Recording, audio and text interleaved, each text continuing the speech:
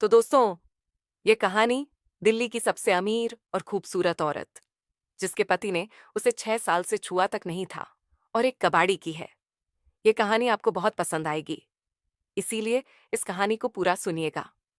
सान्या की उम्र अभी 35 साल की ही थी, लेकिन लगता था जैसे वह अब भी कॉलेज गर्ल हो। उसका फिगर ऐसा कि रास्ते पर चलते मर्द ठिठक जाते और सोचते, काश ये मेरी होती, एकदम दूध जैसा गोरा रंग, घने भूरे बाल जो घुटनों तक आते थे, और वह भरावदार जवानी। उफ्फे ऐसी थी कि उसे देखकर बूढ़ा भी जवान हो जाए, लेकिन यह सब चमक उसे बाहर से देखने पर लगती थी। अंदर से सान्या बिल्कुल खाली हो चुकी थी। शादी को 10 साल हो गए। पति बड़े बिजनेसमैन हैं, दिल्ली से बाहर ज्यादातर रहते हैं। मैं अकेली इस बड़े से बंगले में रहती हूँ। हम दोनों में कोई ऐसी बात जो अक्सर पति पत्नी में होती है, कई साल से नहीं हुई है। हमारे बंगले में नौकर चाकर तो बहुत हैं, पर अपना कोई नहीं। बॉडी मेरी ऐसी है कि लोग पीछे मुड़कर देखते हैं। गोरी, लंबी, थोड़ी भरी हुई, पर फिट। मैं खुद को अच्छे से संभालती हूँ। जिम जाती हूँ, योगा करती हूँ। कपड़े भी ऐसे पहनती हूँ कि घर में भी लगे जैसे कोई पार्टी चल रही हो। सिल्क की साड़ियाँ, डीप नेक ब्लाउज, कभी कभी घर में ही शॉर्ट ड्रेस। मुझे पता है कि नजरें कहाँ कहाँ जाती हैं, पर मुझे कोई फर्क नहीं पड़ता। मैं अपनी जिंदगी अपने तरीके से जीती हूँ। अब यह कहानी मेरी और काये और हमारे मोहल्ले के एक कबाड़ी की है। उसका नाम है बिल्लू। उम्र करीब 38।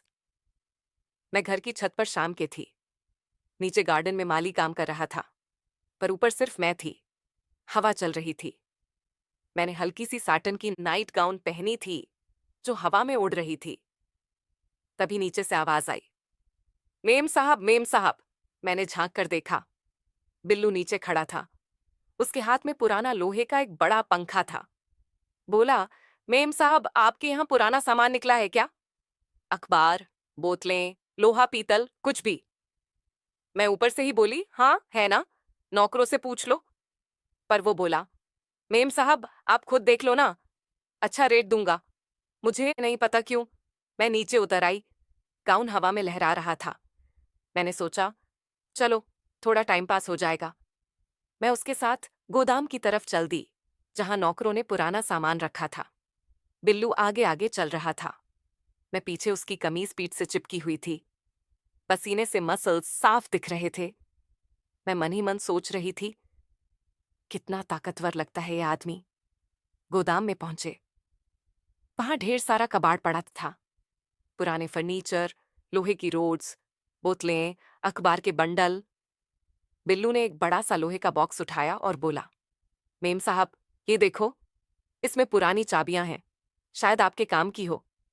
मैं पास गई। बॉक्स भारी था। उसने आसानी से उठा लिया। मैंने झुककर देखा। झुकते वक्त गाउन का पल्ला थोड़ा नीचे सरक गया। मुझे लगा उसकी नजर वहां गई, पर मैंने कुछ नहीं कहा। मैंने चाबियां देखी, बोली, ये सब पुरानी है, रख लो। फिर वो एक पुरानी लकड़ी की कुर्सी उठाकर लाया। बोला, मेम साहब बैठो ना, गर्मी बहुत है। मैं बैठ गई। कुर्सी थोड़ी पुरानी थी, बैठते ही चरमराई। मैं हंस पड़ी। बिल्लू भी मुस्कुराया। उसकी मुस्कान में कुछ था थोड़ा शरारती सा। वो मेरे सामने घुटनों के बल बैठ गया सामान झांटने। उसकी आंखें मेरी टांगों पर रुक रही थीं। गाउन थोड़ा ऊपर चढ़ गया था। मुझे अच्छा लग रहा था यह ध्यान, क्योंकि मेरे पति तो मुझे कभी उसे निगाह से नहीं देखते थे। वह हमेशा बाहर के काम में बिजी रहते थे। उसका इस तरह देखना मुझे काफी अच्छा लगा। हम काफी देर बातें करते रहे। वो बताया कि वह अकेला रहता है, बीवी बच्चे गांव में हैं, महीने में एक बार जाता है। मैंने अपनी बातें बताई कि अकेलापन कितना लगता है। वह सुनता रहा, बीच बीच में मेरी आंखों में देखता। उसकी आवाज भारी थी, पर बातें बहुत साफ।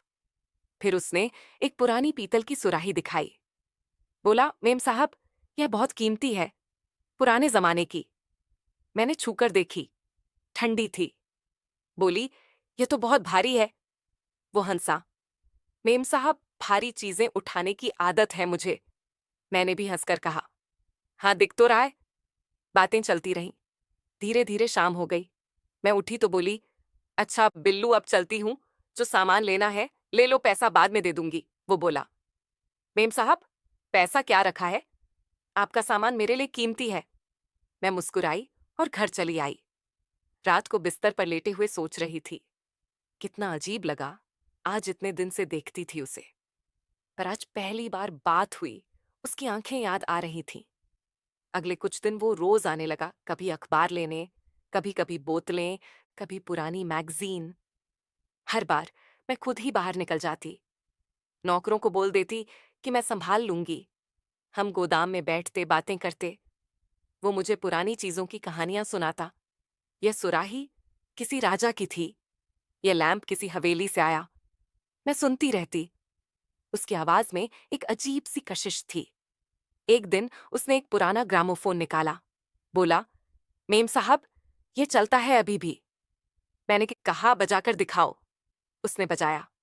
पुरानी लता मंगेशकर की आवाज गूंजी। आजा संवरिया। हम दोनों सुनते रहे। कमरे में सिर्फ वो आवाज थी और हम। मैं आंखें बंद करके सुन रही थी। जब गाना खत्म हुआ तो मैंने आंखें खोली। बिल्लू बहुत पास बैठा था। उसकी सांस मेरे गाल पर लग रही थी। मैं चौंकी नहीं, बस मुस्कुराई। बोली, बहुत पुराना गाना है। वो बोला, मेमा साहब, पुरानी चीजों में एक बात अच्छी होती है, वह टूटती नहीं आसानी से। मैंने उसकी आंखों में देखा।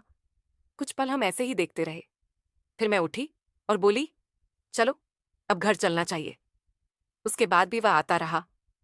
अब बातें और गहरी होने लगी। मैं उससे अपने घर की बातें बताती, पति कितना व्यस्त रहता है, मैं कितना अकेला महसूस करती हूँ। वो सुनता और कहता, मेम साहब, आप जैसी औरत को अकेला नहीं छोड़ना चाहिए। मैं हंस देती, पर मन में एक अजीब सी उथल पुथल होने लगी थी।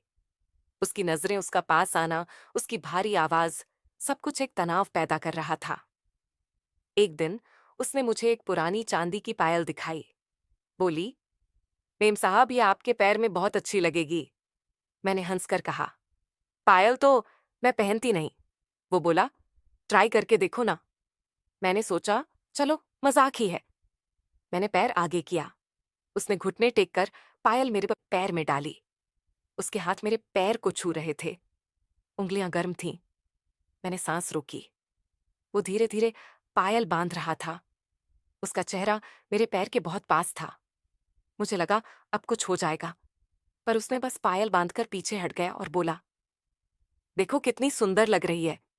मैंने देखा, सच में सुंदर थी। मैंने कहा, रख लो, तुम बेच देना। वो बोला, नहीं मेमा साहब, ये आपके लिए ही है। मैंने कुछ नहीं कहा। पायल मैंने रख ली, आज भी मेरे पास है। धीरे धीरे हमारी मुलाकातें रोज की हो गईं। कभी मैं उसके गोदाम में जाती, कभी वह मेरे गार्डन में आता। बातें अब बहुत निजी हो गई थीं। मैं उसे बताती कि मुझे क्या पसंद है, क्या नहीं। वह मुझे अपनी जिंदगी की बातें सुनाता, गांव की मेहनत की, संघर्ष की। मुझे उसमें एक सादगी दिखती जो मेरे पति में कभी नहीं थी। एक शाम हम गोदाम में बैठे थे।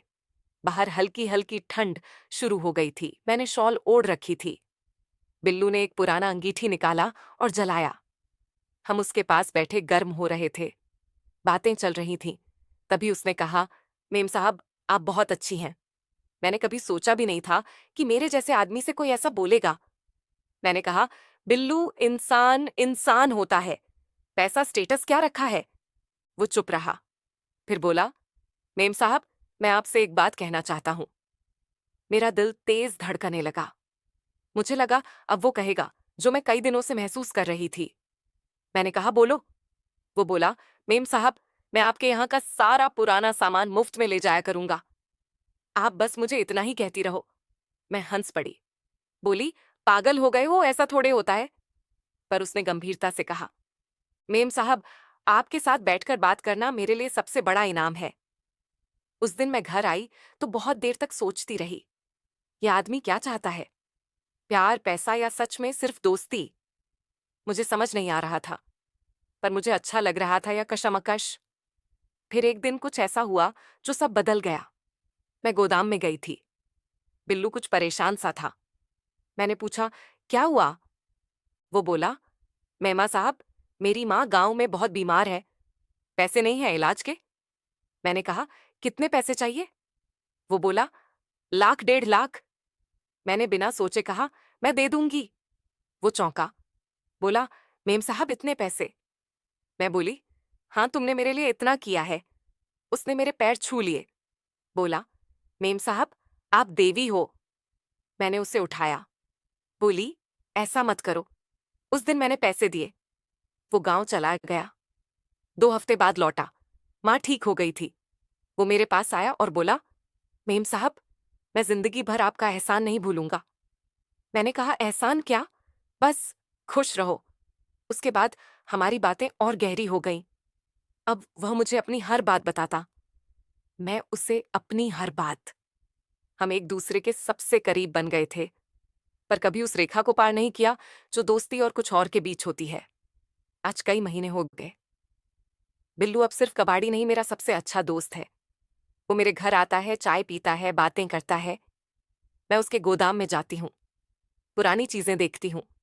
लोग क्या सोचते हैं मुझे नहीं पता, पर मुझे पता है कि हमारे बीच जो है वो बहुत खूबसूरत है। एक साफ गहरा रिश्ता।